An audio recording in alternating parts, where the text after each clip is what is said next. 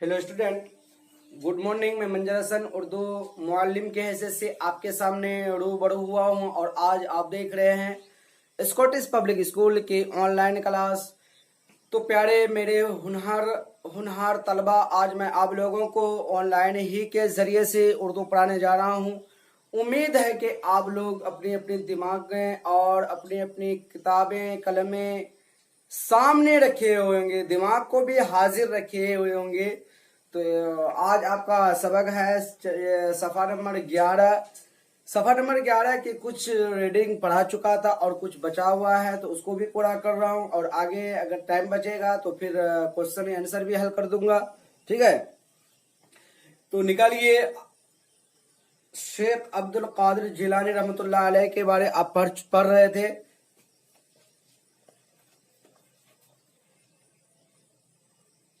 शेख अब्दुल कादिर जिलानी रहमतुल्लाह अलैह के बारे क्या पढ़ रहे थे आप ना?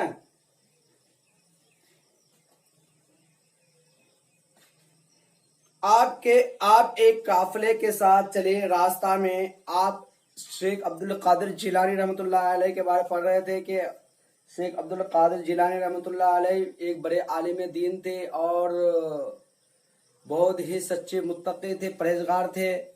और एक मरतबा अपने वालदा से वो बोले कि हम पढ़ने के गर्ज से बाहर जाएंगे। तो उसकी माँ 40 अशरफिया में शॉर्टकट में मतलब 40 अशरफिया उसके कपड़े में बांध एक सिल के दिया गया था,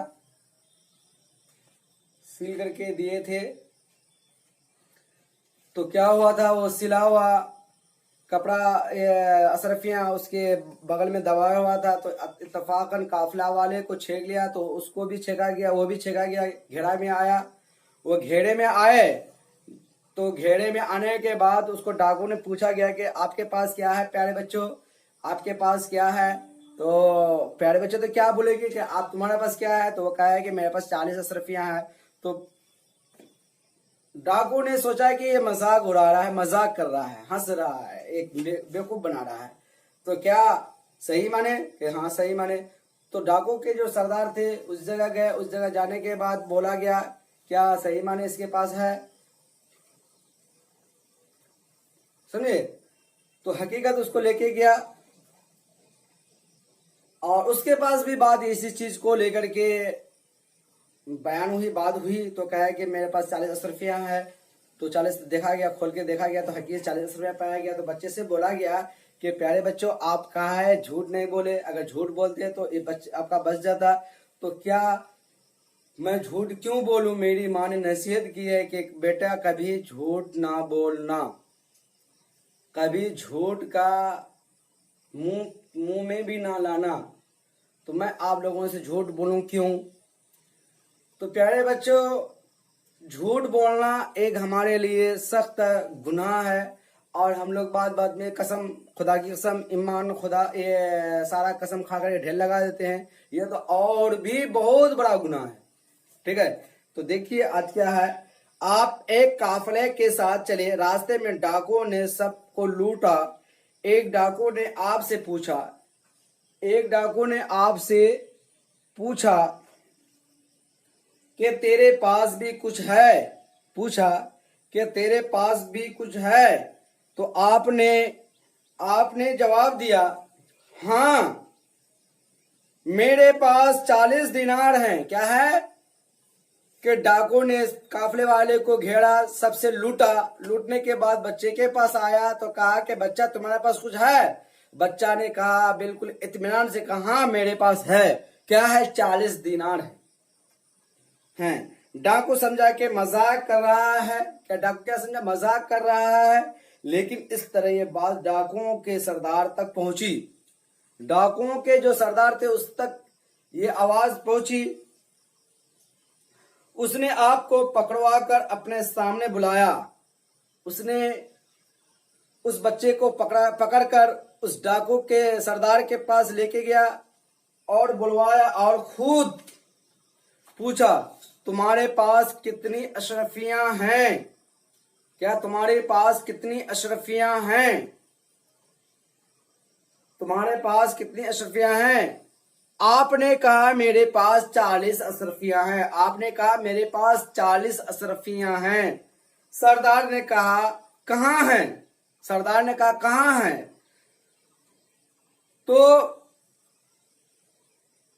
ये देखिए मेरी बगल के नीचे कपड़े में सिली हुई है, ये देखिए मेरे बगल में कपड़े में सिली हुई है।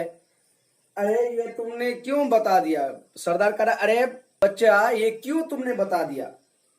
अगर हमको ना बताते तो हमें पता भी न चलता। अभी हमें क्या कहता है, अगर हमको ना बताते तो हमें पता भी ना चलता। मेरी माँ ने मुझे नसीहत की है कि बेटा कभी झूठ मत बोलना। मेरी माँ ने मुझे नसीहत की है कि बेटा कभी झूठ मत बोलना। तो अपनी माँ की नसीहत को क्यों भूल जाऊं? मेरी माँ ने मुझे नसीहत की है कि बेटा कभी झूठ मत बोलना, तो अपनी माँ की नसीहत को क्यों भूल जाऊं? तो प्यारे बच्चों, आपकी माँ तो आपको कहती है, आपकी माँ आपको कहती है, आपके अब्बू आपसे कहते हैं कि प्यारे बच्चों पढ़ो, मेहनत करो, क्या झूठ मत बोलो। तो आप लोग ये सब कर रहे हैं, मेहनत से पढ़ रहे हैं, हाँ? मेहनत से पढ़ते हैं, ठीक है। माँ बाप की अताअत करना, हुक्म पर बजा लाना क्या है? एक नेकी भी है और तुम्हारे लिए फायदेमंद है। एक बच्चे की जुबान से जब ये बात सुनी तो डाकुओं का सरदार दंग रह गया। इस बच्चे की जुबान से ये बात सुनी तो डाकू के सरदार ने दंग रह गया। सर नीचा करके देर तक सोचता रहा, फिर उसकी आंखों से आंसू बहने लगे, फिर उसके आंखों से आंसू बहने लगा। हमें अफसोस इस बात का है कि हमने अल्लाह से क्या कहा? हमने अल्लाह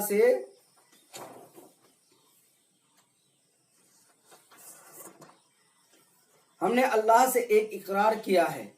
हमने अल्लाह से एक इकरार किया है कि इसी के हुक्मों पर चलेंगे, नेकी करेंगे और बुरे कामों से दूर रहेंगे।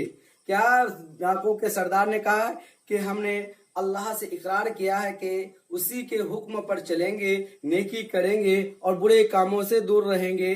अफसोस अफसोस हम बूढ़े हो गए, फिर भी अल्लाह से जो इकरार किया था उसे भूले रहे। और ये बच्चा क्या कहा? अफसोस करने लगा। डाकू के सरदार ने अफसोस करने लगा। अफसोस अफसोस अफसोस इस बात की है कि हम अल्लाह तबारक व तआला से इकरार किया हूं, अपने जुबान से अल्लाह से इकरार किया हूं कि मैं कभी झूठ ना बोलूंगा, मैं आपकी इबादत करूंगा, चोरी नहीं करूंगा, जिना नहीं करूंगा, लेकिन मैं तमाम गुनाहों से मुलव्विस होता हूं। शर्म, बूढ़े हो गए, फिर भी अल्लाह से जो इकरार किया था उसे भूले रहे। और ये बच्चा जिसने अपनी माँ की नसीहत को याद रखा, जिसने अपनी माँ की नसीहत को याद रखा, ऐसे वक्त में भी जबकि डाका पड़ रहा है, ऐसे वक्त में भी जबकि डाका पड़ रहा है, मैं इस बच्चे से भी क्या गुजर रहा हूं। याद रखा, ऐसे वक्त में भी जबकि डाका पड़ रहा है, मैं इस बच्चे से भी गया गुजरा हूं। क्या? गया गुजरा हूं। यह कहकर सरदार ने हुक्म दिया कि काफले वाले का लौटा हुआ माल वापस कर दिया जाए। काफले वाले का लूटा हुआ माल वापस कर दिया जाए। फिर उसने और उसके साथी डाकुओं ने भी तौबा की और उस तरह माँ की नसीहत की बदौलत सैकड़ों लोगों का माल भी बचा और डाकुओं को तौबा की तौफीक मिली। क्या? माँ की नसीहत से सैकड़ों आदमियों का माल बचा और डाकू भी राहे लिल्लाह, अल्लाह के रास्ते पर आ गया। समझे? तो तौबा कर लिए। बच्चों, हम भी झूठ बोलने से बचें और सच बोलने की आदत डालें। हमें भी सच बोलने की आदत डालना चाहिए। तो लिखा है, आगे देखते हैं। मंदरजा झेल सवालात के जवाब लिखिए। सवाल नंबर 1 है ना? मंदरजा झेल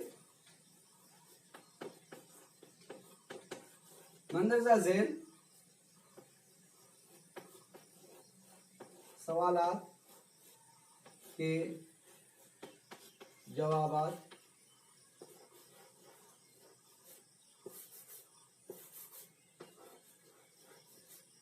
लिखिए, है ना। मंदा जैन सवालात के जवाब लिखिए।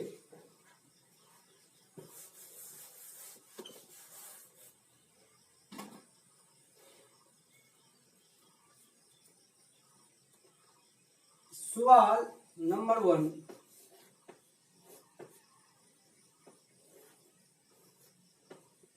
शेख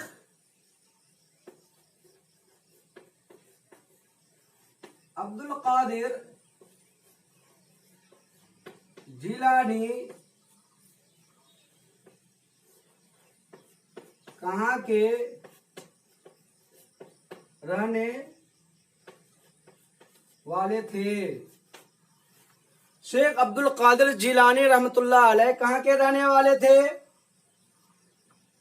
शेख अब्दुल कादिर जिलानी रहमतुल्लाह कौन और कहाँ के रहने वाले थे? कौन और कहाँ के रहने वाले थे? कौन होगा? जिलानी कौन, कौन और कहाँ के रहने वाले थे? जवाब में आएगा शेख अब्दुल कादिर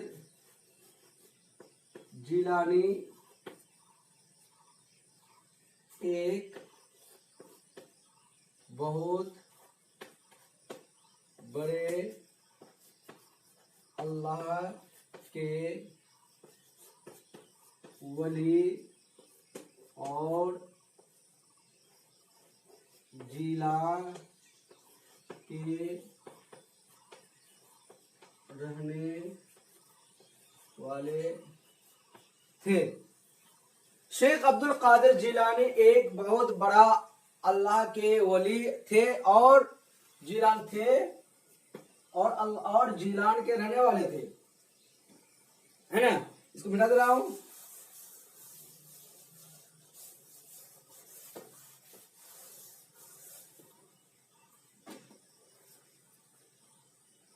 आपकी वालदा क्या थी? सवाल नंबर 2,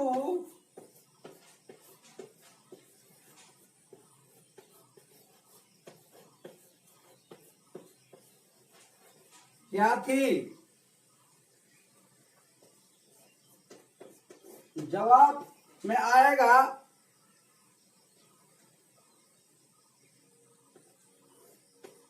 कुरान, कुरान पाक की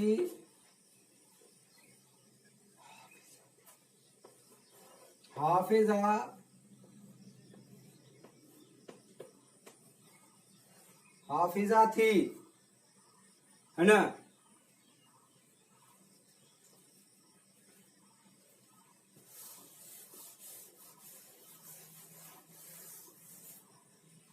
उसके बाद लिखा हुआ है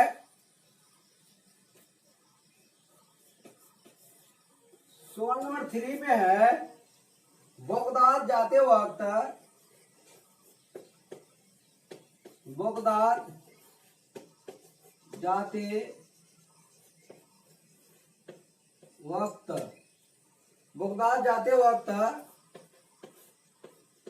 आप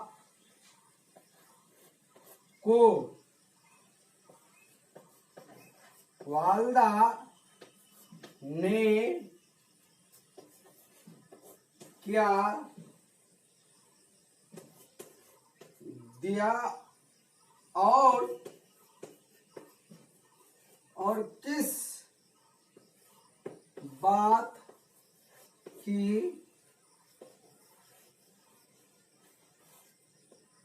नसीहत की? और किस बात की नसीहत की? बगदाद जाते वक्त आपको वालदा ने क्या दिया और किस बात की नसीहत की? जवाब में आएगा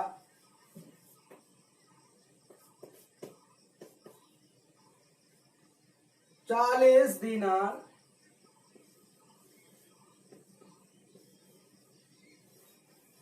40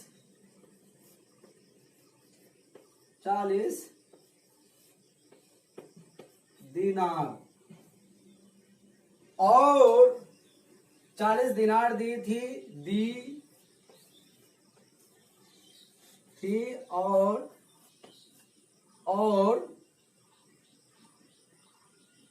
सच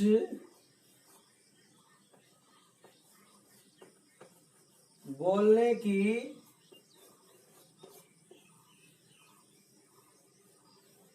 नसीहत की थी, है ना, नसीहत की थी। ठीक है, ये हो गया।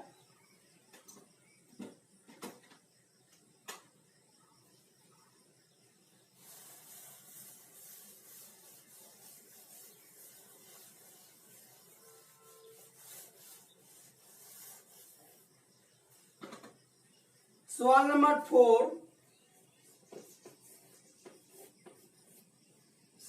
4, सरदार ने डाकुओं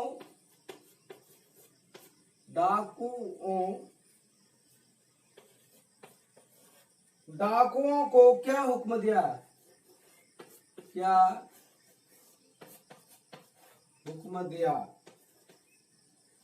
जवाब में आएगा काफिले का लूटा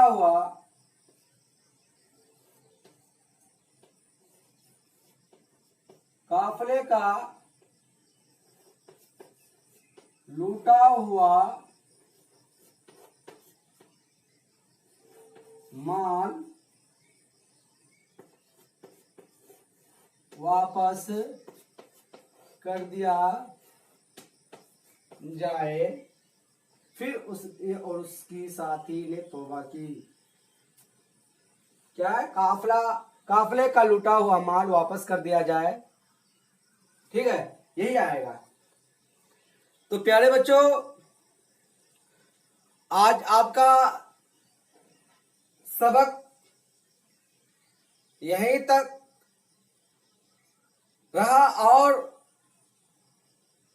आप लोग इसको जरूर बना करके भेजेंगे, टास्क बना करके भेजेंगे। मैं बार बार इसी बात को दोहरा रहा हूं, आप लोग जरूर मेहनत करके बना करके कॉपी में लिख करके मेरे पर्सनल व्हाट्सएप नंबर में भेजेंगे, या फिर जो ग्रुप में है उसमें डालेंगे। दोनों में से किसी में से चेक कर लिया जाएगा।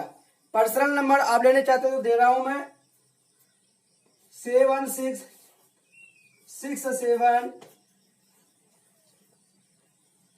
4 7 2 5 0 8। ठीक है, 7667472508। ये मेरा व्हाट्सएप नंबर पर्सनल है। अगर किसी बच्चा भेजने चाहेंगे तो भेज सकते हैं। ठीक है, आज का सबक आपका यहीं तक रहा। खुदा हाफिज, फी अमानिल्लाह, अस्सलामु अलैकुम।